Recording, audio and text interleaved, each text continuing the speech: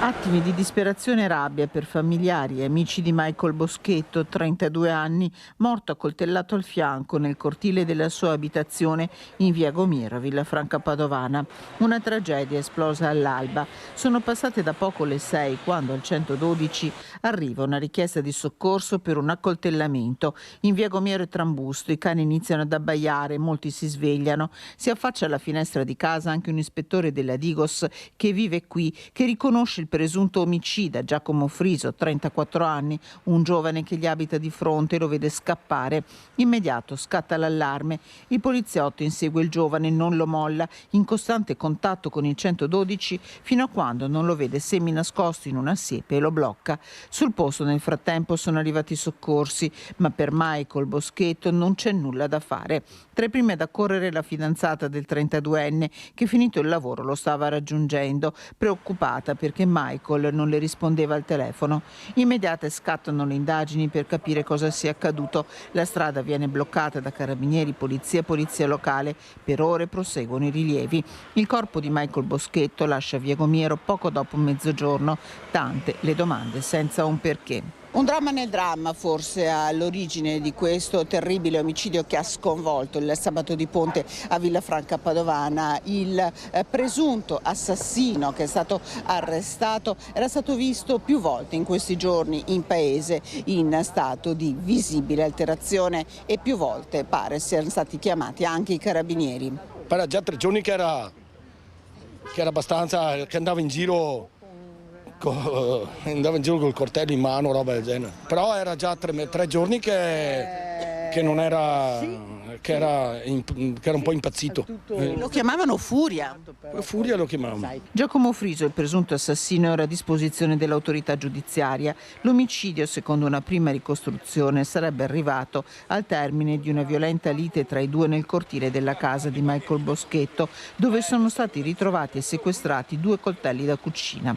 A Villafranca Padovana la famiglia e gli amici piangono Michael. 2 lavori, una fidanzata. Michael Boschetto ce la stava mettendo davvero tutta. Sempre un bravo ragazzo, sì, si comporta bene, va bene.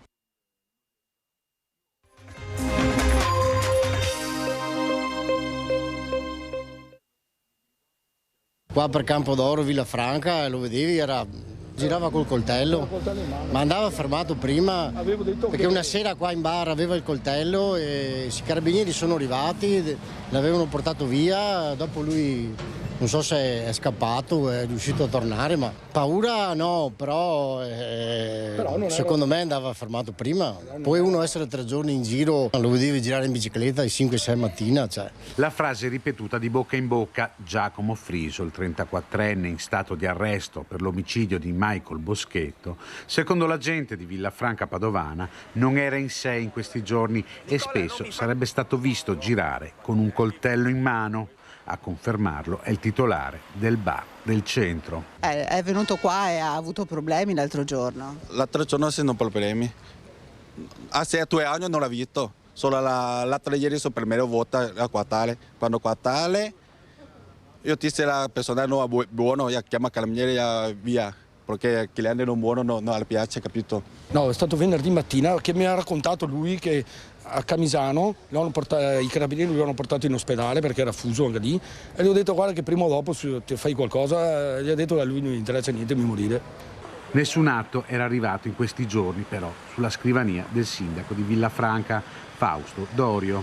Ufficialmente non ero mai stato avvisato di questo e quindi non avevamo neanche messo in moto l'alert che in questi casi dovrebbe essere attenzionato. Non aveva avuto una vita semplice. La comunità lo conosceva, però non pensava arrivasse a tale azione. A Michael Boschetto e alla famiglia la vicinanza del primo cittadino. Era un ragazzo che stava cercando di venire fuori da un percorso abbastanza difficoltoso e ha lasciato molto rammarico, stava cercando di fare il suo bene, insomma. Non era uno che ha avuto fortuna nella vita. Un dolore enorme che esprime a nome di tutto il paese. 2 ragazzi di 30 anni che si sono giocati la vita, non va bene.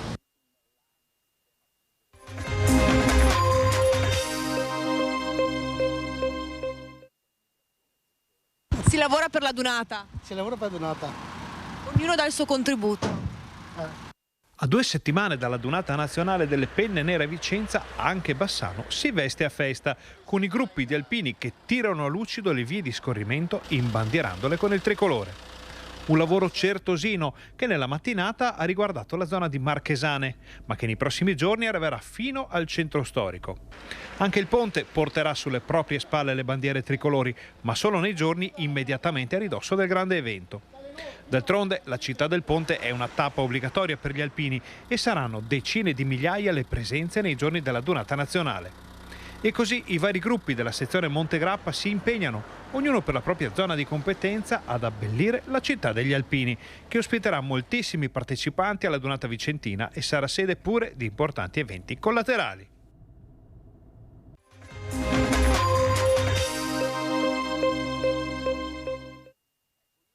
Nel centro storico parliamo tra i 110 e i 115 unità. Sono più di 100 i negozi chiusi nel centro di Bassano del Grappa, numeri che raccontano un esodo ormai incontenibile.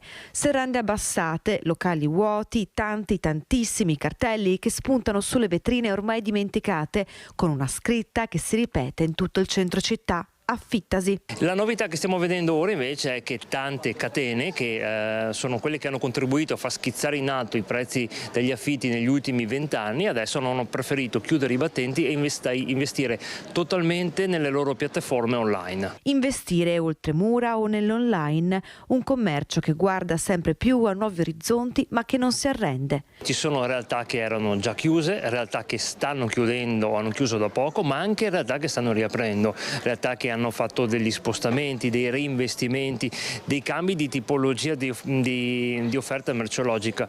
Quindi è una città che si sta trasformando. Città e commercio in trasformazione, fattori che la prossima amministrazione comunale dovrà tenere bene a mente per evitare un completo isolamento del centro storico, aiutare i commercianti a non chiudere, incentivare l'apertura di nuove attività, un tema che da qualsiasi punto lo si osservi necessita di soluzioni. La soluzione più semplice sarebbe dire trovare un sistema per calmierare gli affitti, quindi riportarli a delle proporzioni che possano essere gestibili e comunque affrontabili per chi inizia un'attività.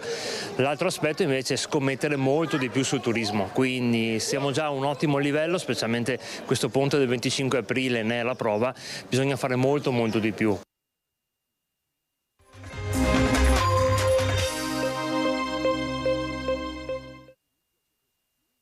Monumento nazionale ma nessuna sorveglianza, solo tante chiacchiere e basta. È questa la segnalazione che arriva alla nostra redazione da un telespettatore di Rete Veneta, una fotografia che racconta la rabbia di un cittadino che ha visto il Ponte degli Alpini scambiato forse per un parcheggio di biciclette. Una lunga fila di bici, una quindicina infatti, appoggiate senza cavalletto alla delicata balaustra del ponte e nessun controllo. Ragnatele, scrostamenti, vandalismi, scritte e ora una balaustra utilizzata a mo' di rastrelliera, un ponte, quello degli alpini, che non trova pace.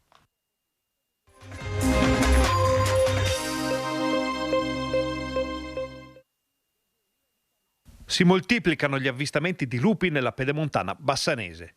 Dopo i 2 esemplari avvistati qualche giorno fa nelle campagne di Mussolente, ora la segnalazione arriva da Romano De Zelino.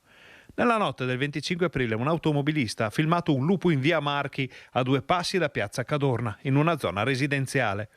L'animale si muove senza paura fra le case, poi, incalzato forse dall'arrivo dell'automobile dell'autore del video, inizia a correre e imbocca una laterale che porta in una zona meno abitata. La testimonianza si è subito diffusa a macchia d'olio in tutta la zona, dove sono sempre di più le segnalazioni di lupi. Solo poche settimane fa un esemplare era stato filmato a Bassano, vicino a Sarson, dove era stato anche predato un muflone. Si tratta, secondo le autorità, di animali che arrivano dall'altopiano e dal massiccio del Grappa, spinti in pianura dal prolungarsi dell'inverno. Nell'altopiano, infatti, i selvatici si stanno avvicinando molto alle zone abitate dall'uomo per cercare cibo e le predazioni di pecore e asini sono state parecchie nell'ultimo periodo. Ma il video del lupo fra le case di Romano rinnova le preoccupazioni di residenti e sindaci in un momento in cui l'Europa sta decidendo proprio sullo status di specie protetta del grande predatore.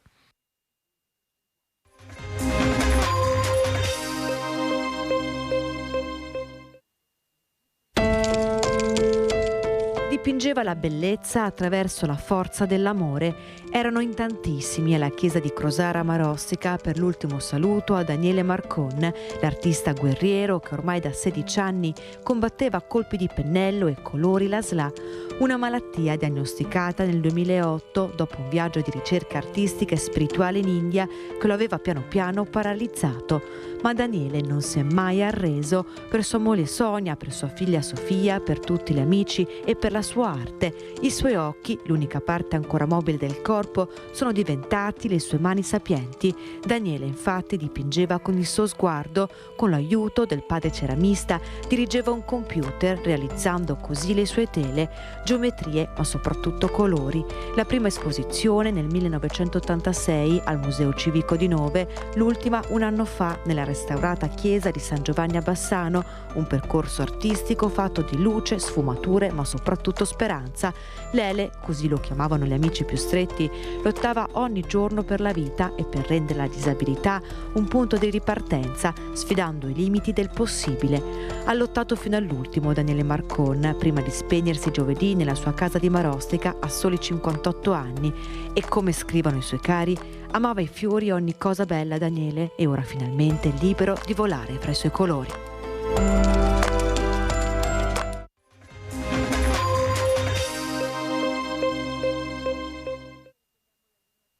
Scene di ordinaria follia in centro a Bassano.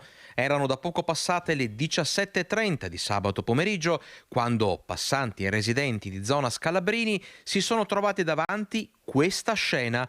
Un cittadino straniero, visibilmente ubriaco, che si abbassa i pantaloni denudandosi e iniziando a insultare a ruota libera chiunque in quel momento si trovava nei paraggi. Immagini che sono diventate virali e che hanno sollevato la ferma condanna dei cittadini, esasperati per i comportamenti irrispettosi in città. Immediato l'intervento della polizia locale. È stato identificato, neutralizzato, portato al commissariato e denunciato per quello che aveva fatto. Non è il primo caso, ci auguriamo che sia l'ultimo, ma anche nelle precedenti occasioni le persone che compiono questi gesti sono prontamente state identificate. Era talmente incapace di esprimersi in quanto era ubriaco fradicio, diciamo proprio così, papale, e andava in escandescenza, era anche un Marcantonio perché superava i 1,80 m, per cui c'è voluta l'abilità di tutti gli agenti coinvolti per neutralizzarlo. Ha tentato di aggredire anche i poliziotti e per questo il commissariato eleverà quello che riterrà opportuno di fare. Sicurezza, contrasto a degrado e vandalismi che vedono impegnati la polizia locale e l'assessore anche sul fronte Ponte Vecchio per sanzionare i ciclisti che lo attraversano ancora in sella alle bici e per contrastare il fenomeno degli addi al celibato in centro. Ci sono quelli che transitavano in bicicletta che adesso sono molto scemati anche in questa casa, sono molto pochi, tutti hanno imparato a rispettare il ponte, poi c'era il degrado degli addi al celibato proprio osceni, chiamiamoli così, che anche quelli sono nettamente in diminuzione anche grazie alle sanzioni e quant'altro che noi abbiamo messo in campo.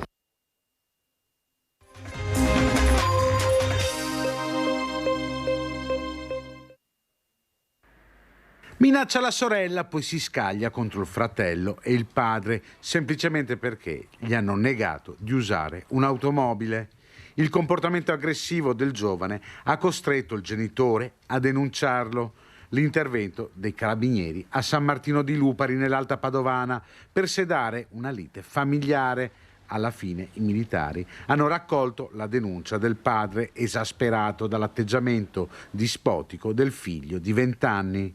Il ragazzo aveva chiesto alla sorella di prestargli la macchina per qualche giorno perché più prestigiosa di quella in suo possesso, ma il suo rifiuto ha minacciato prima lei, poi gli anziani genitori e il fratello 24enne, scagliando loro contro delle bottiglie di vetro. Tensioni che sono continuate il giorno successivo quando il 20enne ha chiesto soldi al fratello, da qui l'ennesima lite violenta in cui lui ha minacciato di ucciderlo. L'uomo, quindi, impaurito, si è chiuso in auto ed è scappato. Il giovane, inseguito dal fratello, ha incontrato una pattuglia dei carabinieri a cui ha chiesto aiuto, sostenuto dal padre che era salito in auto con il figlio violento nel tentativo di calmarlo. Il 71enne ha denunciato quindi il figlio 20enne, che è stato segnalato alla Procura della Repubblica di Padova per minaccia ed allontanamento d'urgenza dal nucleo familiare.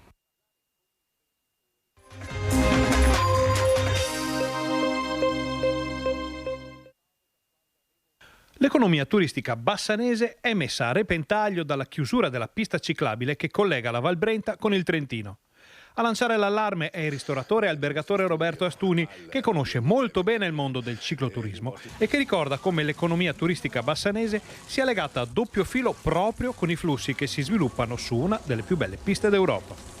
Peccato che la pista sia chiusa nei pressi del Cornale per la frana caduta a gennaio e questo stop potrebbe influire in modo drammatico sui 700.000 passaggi registrati sul percorso, gran parte dei quali riguardano il turismo tedesco in movimento sulla dorsale fra Monaco e Venezia. I treni non sono un'alternativa percorribile e Astuni lancia un appello e una bacchettata chiedendo che qualcuno si interessi a questa situazione. La risposta arriva immediata dall'amministrazione comunale di Enego, diretta interessata. Siamo in attesa di un preventivo per un progetto definitivo nel tratto di pista ciclabile in cui è caduto il masso e un'altra piccola frana. Insieme alla Regione, specialmente al Servizio Geologico e la tutela e sicurezza del territorio, abbiamo fatto delle ispezioni approfondite e insieme ad ARPA anche un rilievo fotogrammetrico della parte della montagna e quindi della valle che è a rischio caduta massi. Insomma, il comune c'è e sta facendo tutto il possibile per risolvere la crisi. Ci stiamo muovendo con tenacia e forza in attesa della risoluzione della questione.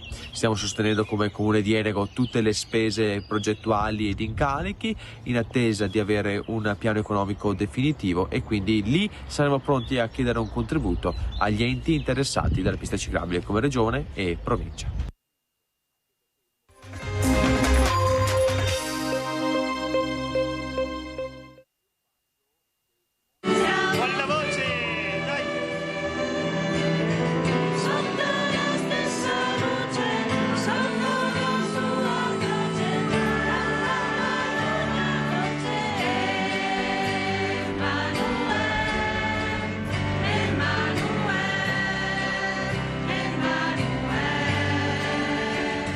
L'abbraccio di Venezia a Papa Francesco, una giornata storica fatta di immagini e parole, di emozioni e sguardi, che Media Nord-Est ha raccontato in 7 lunghe e intense ore di diretta, cucendo intorno alle tappe ufficiali della visita del Santo Padre in Laguna un orlo ricamato con le voci, i volti, le sensazioni della gente del nostro territorio, ancora una volta vicini a voi, dentro alle storie di ciascuno che diventano la storia di tutti. Un grande impegno giornalistico, tecnico e umano a cui voi da casa avete assistito e partecipato in tantissimi, come prova il grafico in cui la linea rossa rappresenta come sempre gli ascolti di Antenna 3. Oltre 500.000 di telespettatori hanno seguito la diretta tra le 7 del mattino, quando è iniziata l'edizione straordinaria, e le 14, quando Venezia è ritornata alla sua quotidianità, con nel cuore la consapevolezza di un'esperienza straordinaria.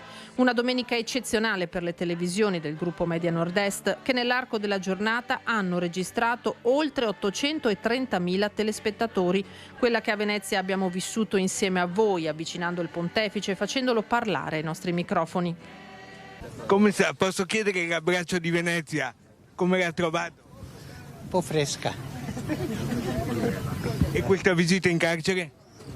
Il carcere sempre è una preferenza per me. Sa che tutta Venezia prega per lei? Benissimo. Tu sai che quando io entro in un carcere, tu sai cosa dico? No.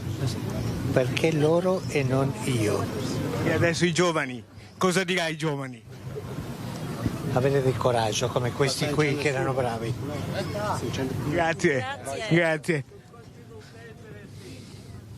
Dal toccante incontro con le detenute alla Giudecca al dialogo con gli artisti nella chiesa di Santa Maria Maddalena, dall'affettuoso scambio con i giovani della salute fino alla messa in piazza San Marco, voi con noi in un crescendo di emozioni e sullo sfondo quello scrigno di bellezza che è Venezia.